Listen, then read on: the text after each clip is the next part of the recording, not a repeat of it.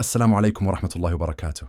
موعد مباراة دهوك والقادسية في ذهاب نهائي دوري أبطال الخليج، وتبدأ المباراة يوم الثلاثاء 8 أبريل. تبدأ المباراة في الساعة 11 مساء على ملعب القادسية. وحقق الناديين انتصار كبيرة، نادي القادسية الكويتي ونادي دهوك العراقي، في نصف نهائي كأس الخليج للأندية. وحقق نادي دهوك في الذهاب والإياب فوزاً على نادي الاتفاق، وتأهل نادي القادسية إلى النهائي بعد فوزه على النصر الإماراتي بركلات الترجيح. واستنقل المباراة على قناة دبي الرياضية وقناة الكأس HD. سيحدد المعلق لاحقاً، ولا تنسى الاشتراك في القناة ليصلك كل جديد في قناتنا.